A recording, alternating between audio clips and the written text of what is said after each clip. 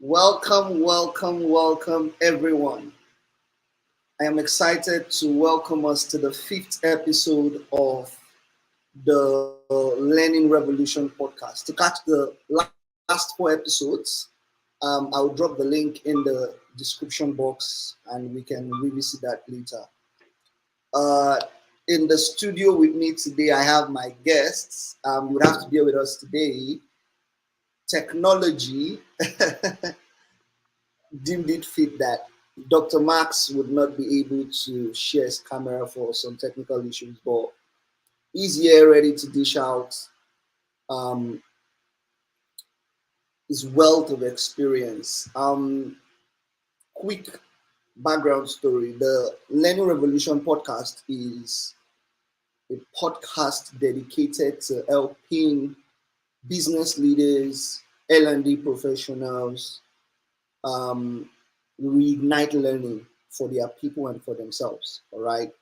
It's a podcast that is trying to ensure that learning is engaging, exciting, and empowering for everyone that is involved in this.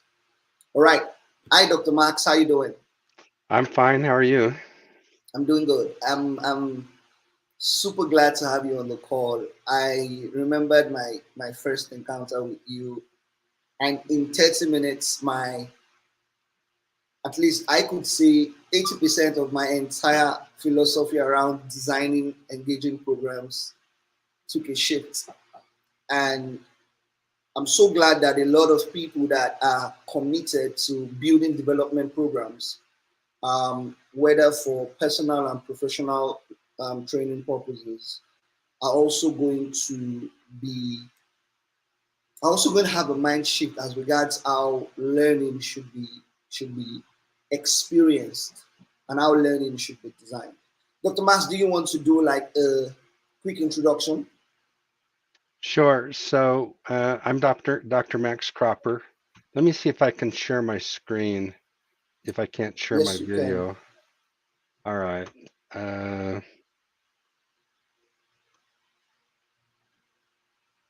so it looks like I have to upload my file. Do you? Hang on just a If you second. okay.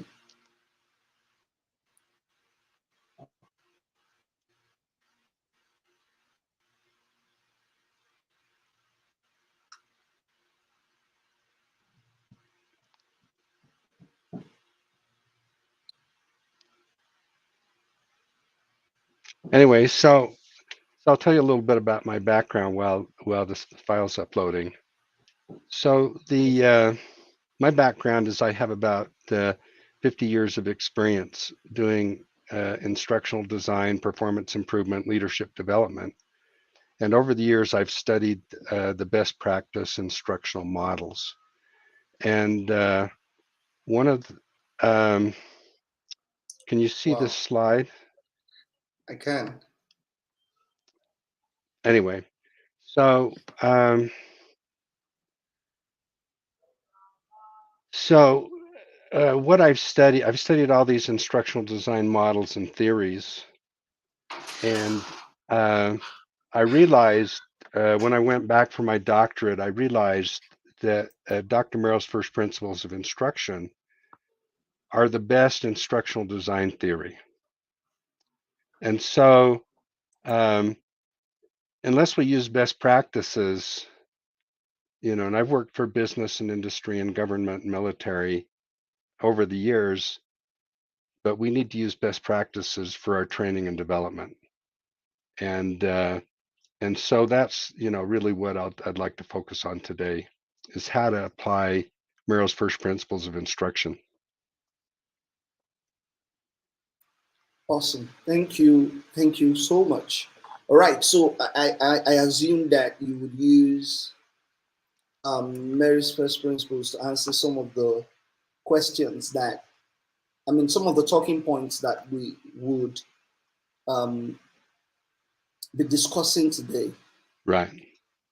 Yeah. So for my first question, I like to always ask this, especially when I speak to instructional designers and learning designers. I always say, what is the easiest way? So this podcast is about easy, quick, actionable steps that people can take now, and very similar to Mary's first principle, problem focused, actionable steps that they can use, learn now and use tomorrow. What would you say is the easiest way to identify training needs um, for either a small group, organizations? Um, I mean, how do you identify training needs? Well, I think part of the problem is that we assume that the performance needs are always going to be solved by training. And so I like to expand my analysis to performance analysis. And so this is my lean performance model, but briefly, so if you look at factor number 4, that's competence. So if employees don't have the knowledge and skills, they don't have the competence, they probably do need training. But there are other important factors that you need to address if you want to achieve a desired performance. Ultimately, we're trying to achieve desired performance and results. And so, number one, you better have good processes and systems, to provide your products and services. The motivating performance factors include employee commitment, their character, their integrity, doing what they say they'll do, and having each other's back. And then number 4, competence is critical. And then, but you need number 5, you need the resources. Number 6, you better be aligned to the business outcomes. Number 7, you better evaluate how your performance is going. Number 9, you need to have incentives and feedback and consequences that hopefully promote performance. And then 9 and 10, empowering factors. You need to have good leadership that helps make these performance factors happen. And you need good teamwork, high performing teams to accomplish. A lot of the work is done in teams. And then of course the culture and the attitude is very important. You need to have a positive enabling culture and attitude. So all these factors are important, but when we do, but training is part of that. It's number 4, but we need to address all the important factors. So I suggest that we expand our needs analysis to performance analysis. Okay, so how do we do that? How do we begin to do that as learning professionals? So case study, you are hired as a new learning and development manager, and then to work in a fintech, and then there's an engineering team that you need to build learning and development programs for. Of course, the very first thing you have to do, like you've established, is um, a performance analysis. How do you perform that? So what I do is I have a simple template where I walk through all of these factors fairly quickly initially and identify, what is the ideal uh, condition for each of these factors. What's the current condition? What are some of the causes for the current condition? And what are some recommendations for, Mm, addressing, any of the factors? And so, and that includes trainings.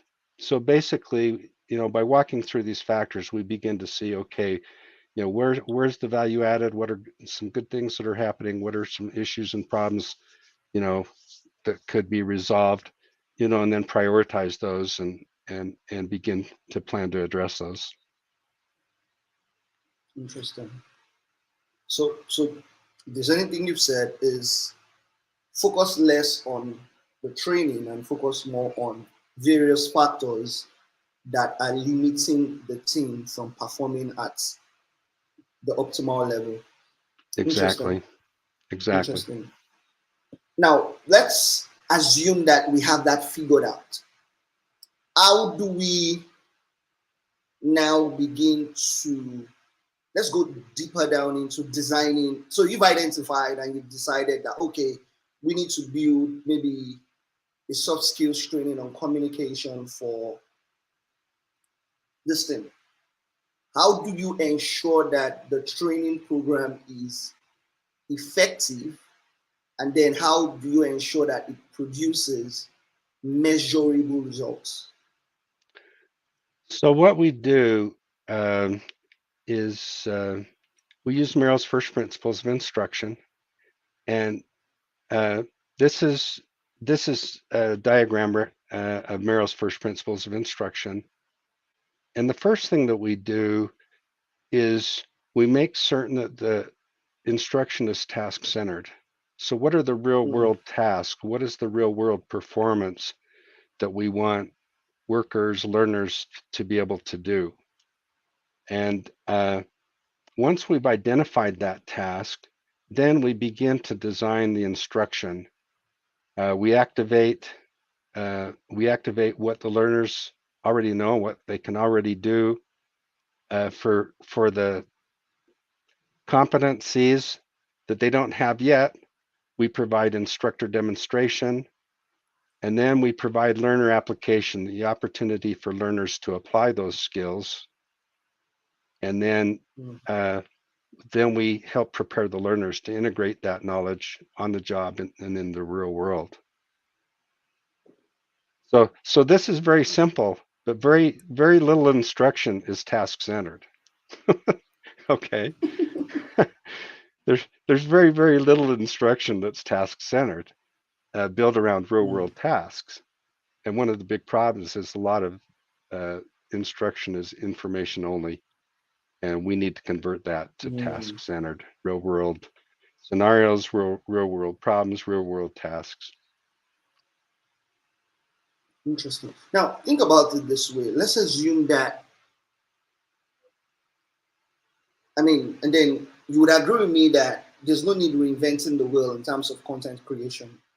Let's say I'm trying to build um, a cloud based learning program. Um, I've used your model, I've identified, and I've said, okay, this person on the competency mark, this employee on the competency mark is a junior, and he needs to become an intermediate in the next 6 months. And so I look at the competencies of what an intermediate cloud engineer should be able to do. I look at what he currently is doing because he's junior, and I say, okay, you need to learn this skill, this skill, this skill, this skill. And then I build sort of like a learning path or roadmap and say, first month you do this, get a couple of assessments and all of that, second month. Now, because I don't want to create the training or those contents from scratch, I am subscribed to like a content platform like Pluralsight or DataCamp, where they have tons and tons of this already prepared. And I just sort of sort it in. You understand? I'm speaking from an enterprise perspective. Now, I'm not even speaking from a creator trying to create the course. The content is created. I'm just trying to design it as a development specialist. How do you advise that I take content that already exists and ensure that they are done in a way that it still satisfies this tested and trusted principle of instruction? But what I recommend is doing task analysis. And let me see if I can find my task analysis slide here.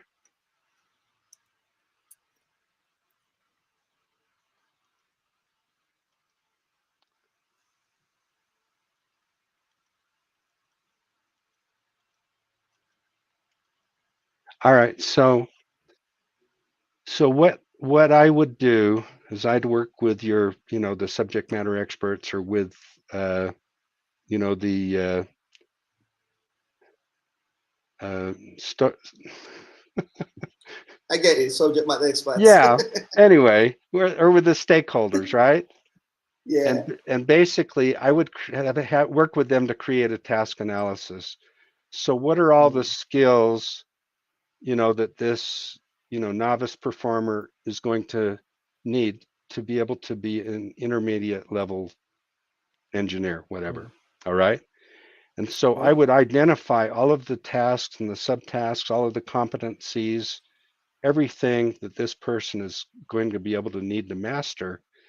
And then for each one of those tasks and subtasks, then then we'd identify, okay, what training is going to help them, master this task or subtask.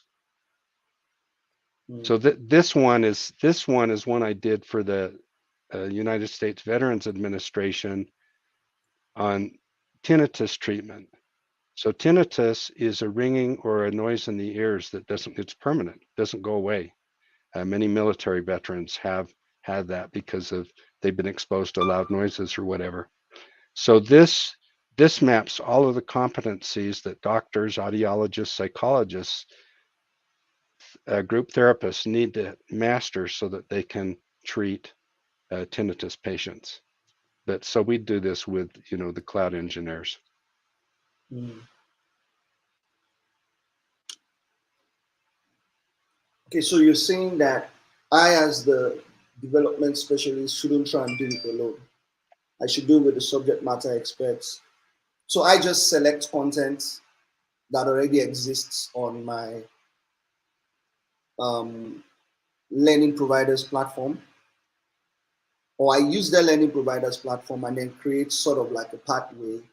So walk us through how, if we have the content sorted out, walk us through how we can ensure that the learners learn, because it's one thing to have the needs analysis done, have the content already prepared. How do we build? I mean, so you say it has to be task focused. So can you walk us through those steps? If we decide to take the problem and make it a real world task, how do we activate knowledge? How do we demonstrate? I mean, you don't need to go there. You can just give us Right. um, ideas on how to do that, so that So we know how to build the experience at the end of this.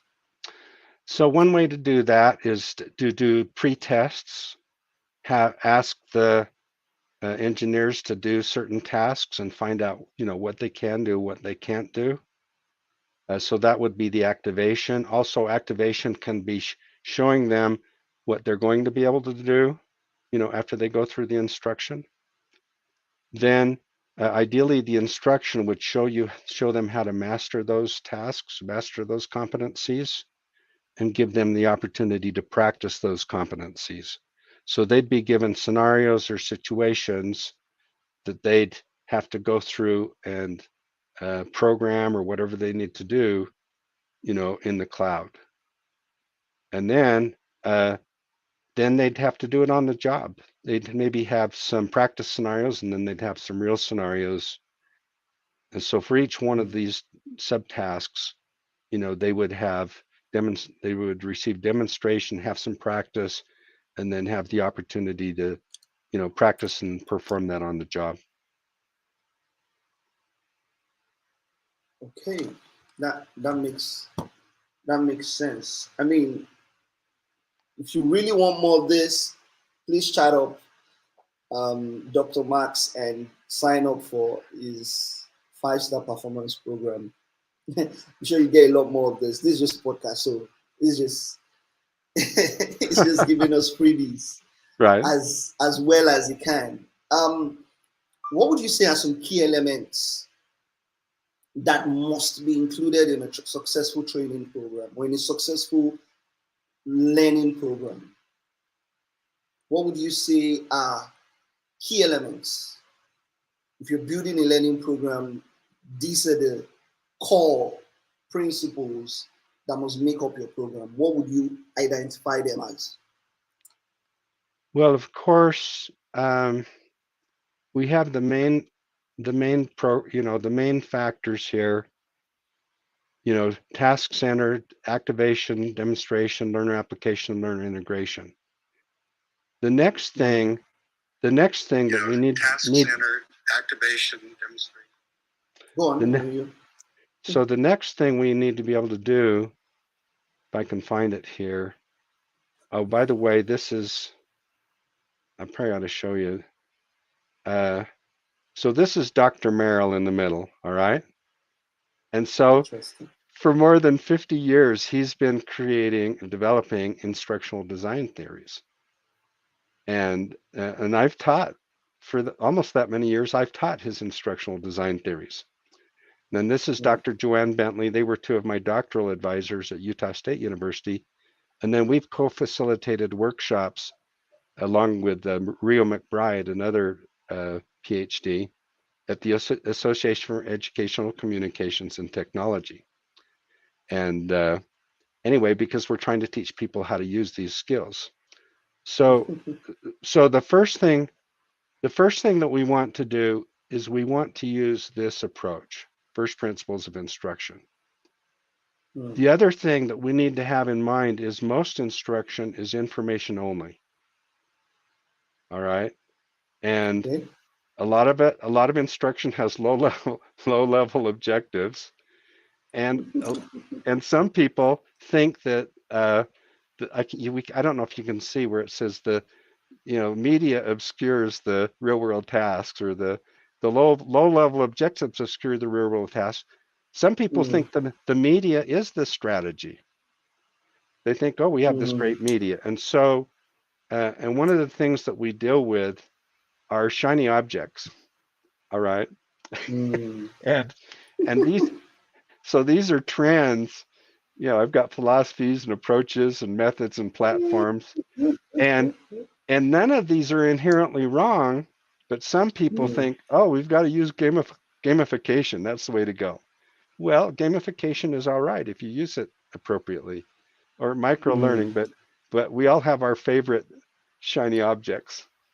Yeah. Chat right Mine now. is micro learning.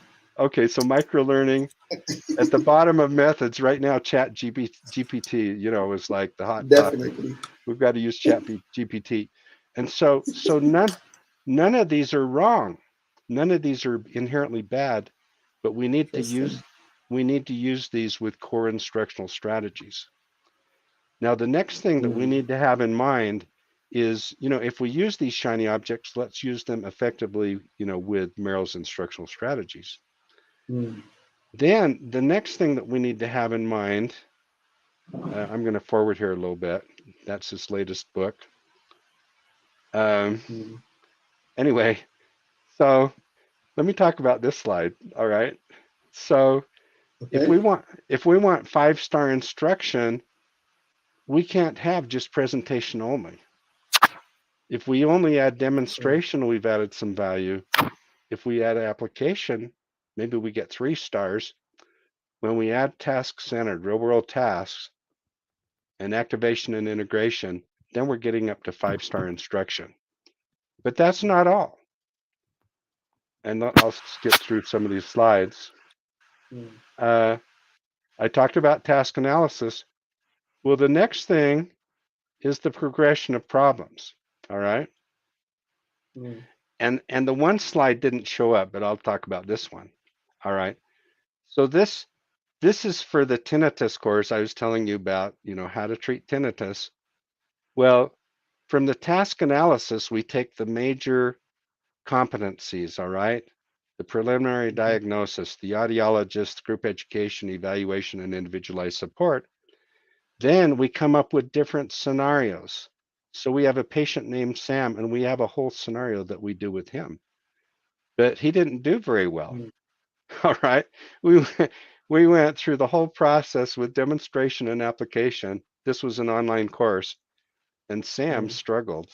He mm, had sleep deprivation and depression, and he struggled. So we went through another scenario. And we says, okay, doctors and audiologists, do you want to try something different? And so we give them the opportunity to introduce combination instruments, which is a combination of therapeutic noise with hearing aids. And maybe they'll introduce that sooner. Well, those are 2 scenarios. Then we have another scenario. Lori has minor tinnitus. And so mm, we have the learners practice with different scenarios, because one scenario may not represent all the situations. And then we have another mm, scenario. Deborah has severe tinnitus. But the point is, often we need a progression of scenarios, more than one scenario, for people to master the competencies, master the different tasks. mm. So my question is, are you saying that if we're trying to build a course, let's use this course for instance. The PTM levels are the various tasks that the learners have to go through. Now, would you call these various tasks modules when you're putting them on the platform? Yes, probably. Okay, so you're saying each module must have an application, must have an activation, demonstration, application, and integration lesson in it. Is that how it's built? Well, potentially, you'll notice in the first column, we have demonstration and application for the first scenario. And we're assuming activation and integration. I didn't put those in here, but for space. But we assume, yeah, we need activation and integration. For the second scenario, it's all application and integration. They've already had the one scenario, we've already, activated and provided demonstration application. Now we can go straight to application in the other scenarios. However, if it's more complex, then you may have to have demonstration again. So it's more or less like, let's say, hypothetically, you're trying to teach how to be a great public speaker. And so you see module one, practice your vowels, for instance. And so maybe there's an activation, maybe a quick survey or quiz that says, what are vowels? And then the person answers. And then immediately after that activation in that same module as a lesson is demonstration. And then you go on to say vowels are this, A, E, I, O, U, and then vowels help you to do this, help you to do that. That's demonstration. So are you saying immediately after that, they can have like a quick quiz that says, yeah, 5 words. Can you identify the vowels in these 5 words? Is that what application looks like? That would be one type of application. Another type of application would be to sound out the vowels and different sounds that the vowels can make. Another application would be to sound out words that have the vowels in them. So just keep layering and layering and layering your application until you're certain that the person has a full understanding of what you demonstrated. Right. As you know, the vowels have different sounds. Definitely. And it's not easy, someone that's learning how to read, when you speak, you learn the sounds, but when you read, it's hard to know, okay, well, which sound is that vowel making right here? Interesting. And so you'd want to have different situations, different words that have the different vowel sounds.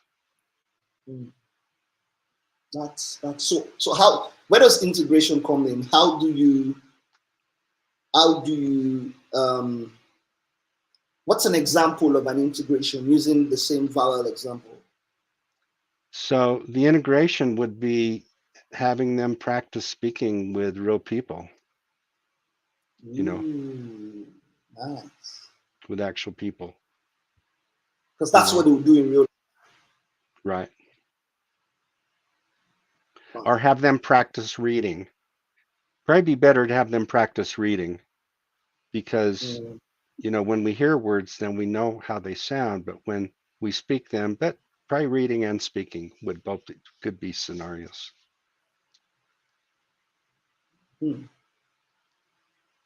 This is enlightening. I'm sure those on the call would also. In fact, I've started getting. I'm not sure if you can see the screen. There's someone already dropping comments and saying this is liberating. All right, final question. And this I'm sure I get asked this question all the time, and I'm sure you would have been asked this question at one point. Now, we cannot deny that they are very, I don't know if it's part of the shiny words. Can you go back to your shiny word slides? Let me see. Oh, yeah. If what I want to say is not a shiny word. It probably is. Let's see, where's the, here it is, shiny objects. Okay.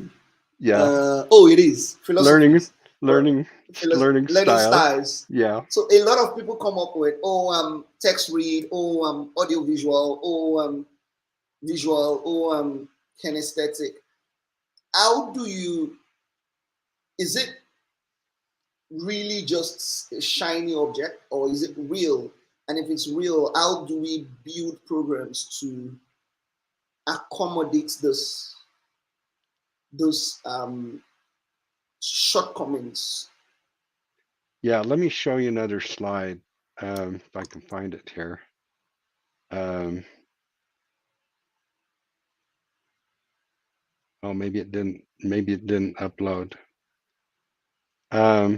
So let me go back to the shiny object slide then. So what we're dealing with is, if I can find it here.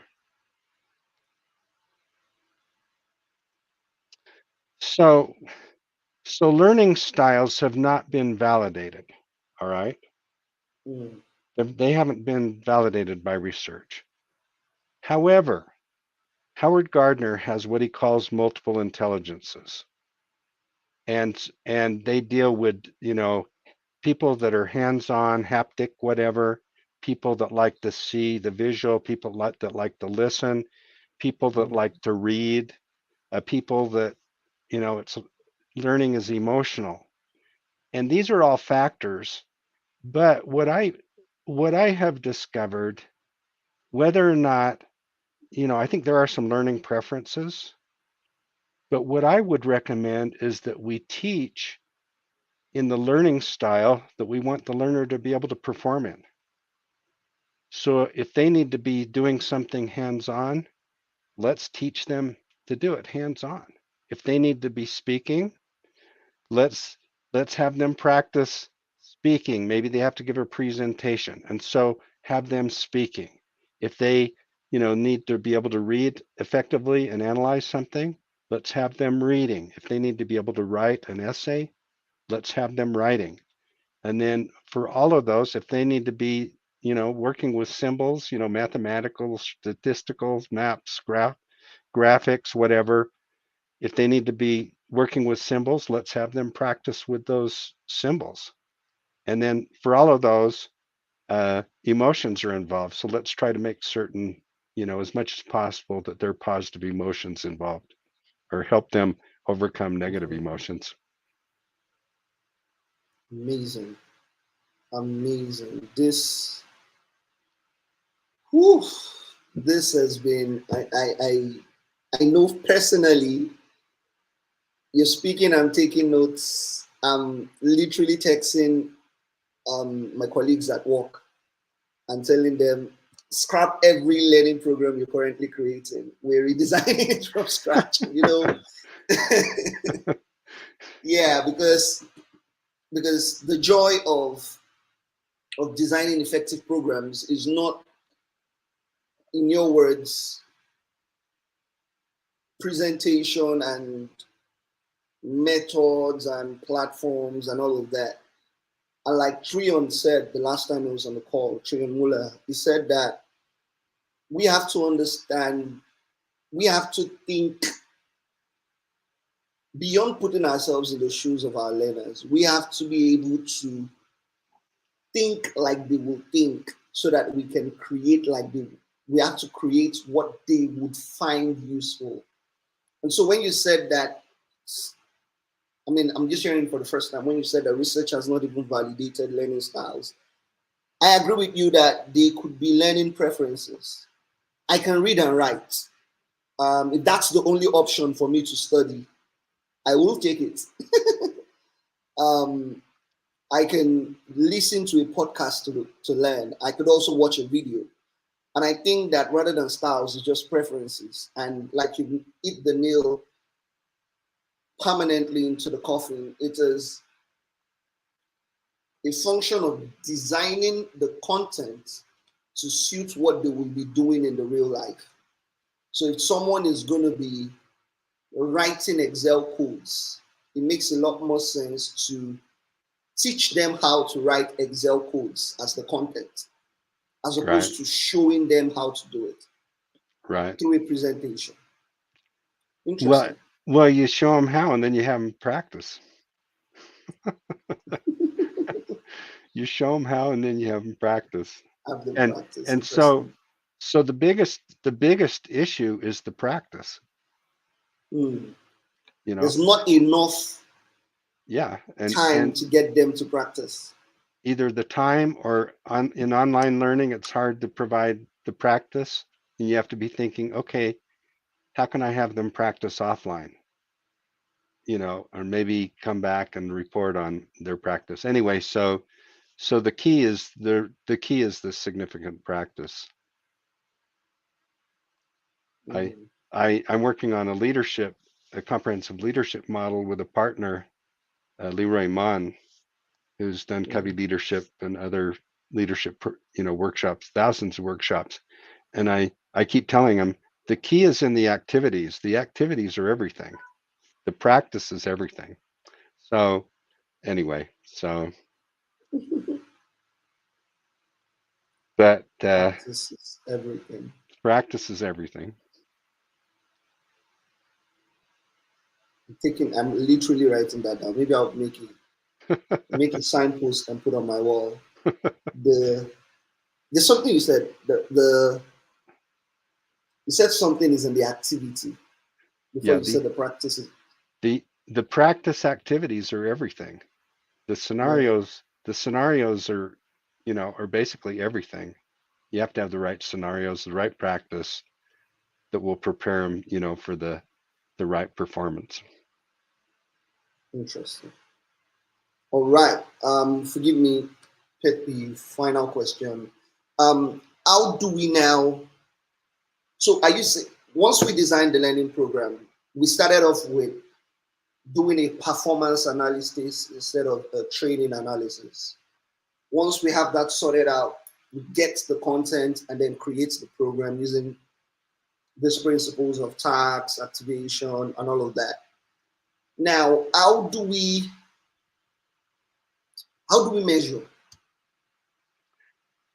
How do So we measure? I'm a big fan of measuring the performance of the training of the learning program on the job with respect to the job. that's the How key.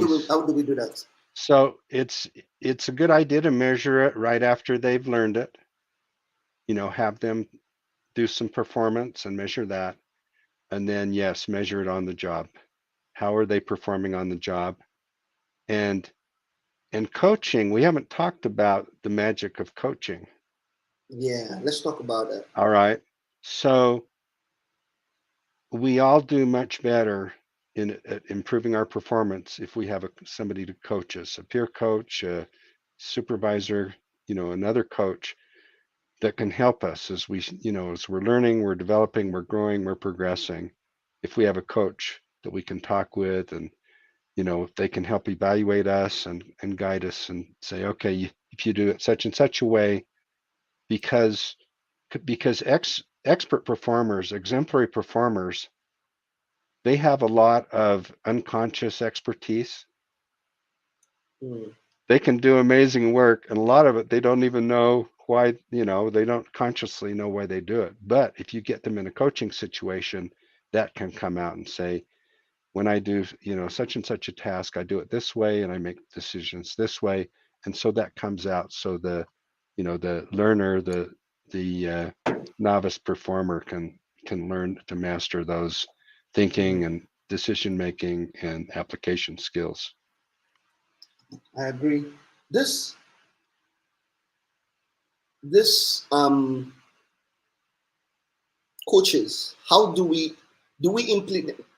introduce them into the program, or we introduce them towards the integration part of the program where they are doing performance tasks that mimic what they would do in the real world? Is this where we introduce coaches to assist them with those tasks, or we introduce coaches from the very beginning? Well, that's a really good question.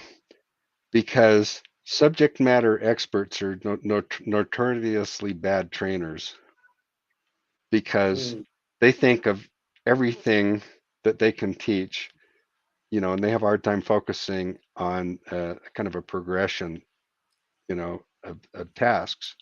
So probably more in the integration. So as learners are integrating it on the job, then that's when they're going to need the ancillary information or the additional information maybe that wasn't taught in the classroom. mm. I think I get that. I heard what you say, but I don't fully understand. Can you rephrase? So what I'm saying is the coaches are going to be most helpful on the job, In the job. Okay, on the job. Okay. helping the novice learners grow and progress on the job. Okay. All right. Thank you so much. Haha. Amazing. I've had a swell time. We usually wrap up this in 30 minutes, but we've done another. I mean, we started about 10 minutes into the program, so we've done 40 minutes. And I can guarantee you that this is possibly one of my favorite. Kudos to every other person that has joined the podcast or has shared the stage with me.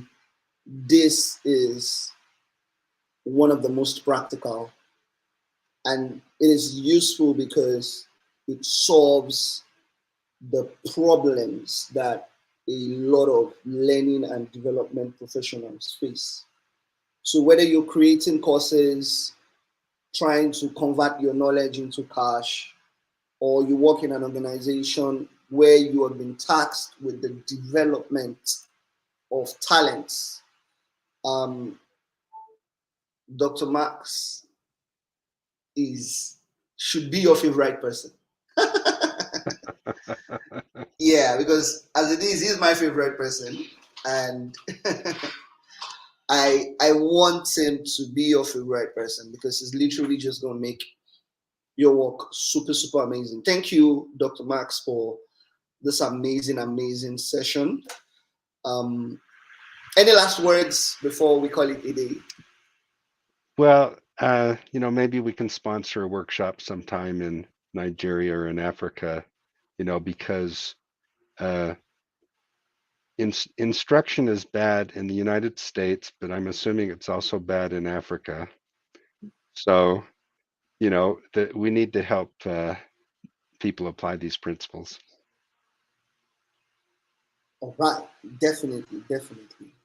We would work towards that. I currently trying to talk to one or two people. I mean, we've had this conversation in private, so yes, it's something that would happen um, very soon.